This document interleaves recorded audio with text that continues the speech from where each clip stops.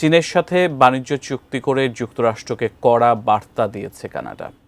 চুক্তিতে চীনা বৈদ্যুতিক গাড়ির উপর শুল্ক কমাবে কানাডা, বিনিময়ে চীন কৃষি পণ্যের শুল্ক ছাড় ও ভিসা শিথিল করবে।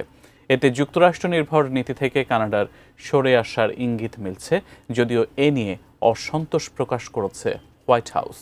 বিস্তারিত ডেস্ক রিপোর্টে।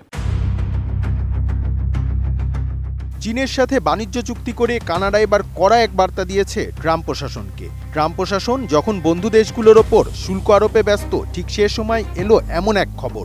বেশ কিছুদিন ধরে ওয়াশিংটনের সাথে কানাডার বাণিজ্য সম্পর্ক ছিল শীতল। এর মধ্যেই দেশটির প্রধানমন্ত্রী মার্ক কার্নি ঘোষণা দিলেন চীনের তৈরি বৈদ্যুতিক গাড়ির ওপর শুল্ক কমানোর। বিশ্লেষকরা মনে করছেন কানাডা প্রশাসনের এই ঘোষণা যুক্তরাষ্ট্র নির্ভর নীতি থেকে বেরিয়ে আসার এক ইঙ্গিত। ব্রিটিশ গণমাধ্যম বিবিসির এক প্রতিবেদনে জানা যায়, চীনা প্রশাসনের সাথে বাণিজ্য চুক্তি হয়েছে কানাডার, যে চুক্তির আওতায় চীনা ইলেকট্রিক যানবাহনের ওপর শুল্ক কমাবে কানাডা।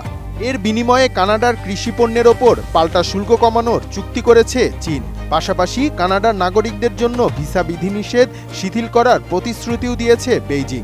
সেই সাথে কানাডার গাড়ি শিল্পে চীনা বিনিয়োগও বাড়বে বলে আশা করছে কানাডা প্রশাসন। এই সিদ্ধান্ত ঘিরে কানাডার অভ্যন্তরে দেখা দিয়েছে মিশ্র প্রতিক্রিয়া।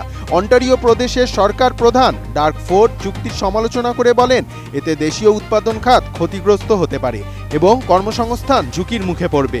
তবে বিশেষজ্ঞদের মতে শুল্ক কমানোর ফলে কানাডার বৈদ্যুতিক যানবাহনের বাজারে চীনা ব্র্যান্ডগুলোর অংশীদারিত্ব প্রায় 10% পৌঁছাতে পারে। এতে টেসলার মতো নির্মাতাদের সঙ্গে প্রতিযোগিতা বাড়বে চীনের। RICL TMX, যুগের পর যুগ স্থাপনা থাকে মজবুত। কানাডা ও চীনের মধ্যে হওয়া নতুন এই চুক্তির বিষয়ে হোয়াইট হাউসের রয়েছে মিশ্র প্রতিক্রিয়া।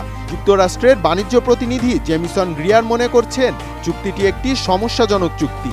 ট্রাম্প প্রশাসন ইতিমধ্যে কানাডার বিভিন্ন শিল্পের ওপর নতুন শুল্ক আরোপ করেছে।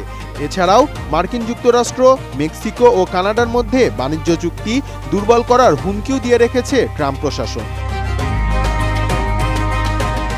Desk report, ATN news.